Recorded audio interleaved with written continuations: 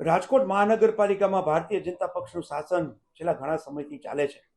ભારતીય જનતા પક્ષના શાસનના કોર્પોરેટરો એના અધિકારીઓને જે રીતે દબાવીને, જે રીતે બીવડાવીને પોતાના અનુકૂળ કામ કરવાનો પ્રયાસ કરે છે, એના ભાગરૂપે કર્મચારીઓ, અધિકારીઓ એમાં ભયનું વાતાવરણ ચોક્કસ હોય એવું લાગે. ભૂતકાળમાં કોન્ટ્રાક્ટરો, અધિકારીઓ અને ચૂંટાયેલી પાંખના લોકો એ લોકોએ સંયુક્ત રીતે જે ભ્રષ્ટાચારો કર્યા છે એ ભ્રષ્ટાચાર બહાર આવવાની સંભાવના અધિકારીઓને પણ દેખાતી હશે.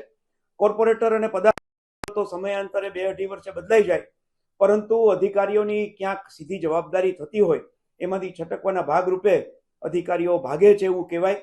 મને એવું લાગે છે કે જે અધિકારી રાજીનામા આપે એ અધિકારી સામે વિજિલન્સની તપાસ કરવી જોઈએ.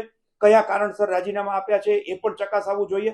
એમની કઈ બાબત સંડોવણી હતી કે જેથી કરીને હવે અહીંયાથી છોડી દેવાનું મુનાસિબ લાગે છે એની પણ ચકાસણી કરવી જોઈએ. કોઈ એક વ્યક્તિ સરકારી કર્મચારી બનવા માટે અથાગ પ્રયત્ન ત્યારે કોઈ નોકરી છે, જ્યારે કોઈ કર્મચારી રાજીનામું આપતો હોય તો એના અંગત કારણ હોઈ શકે પારિવારિક, તો એને મુબારક છે.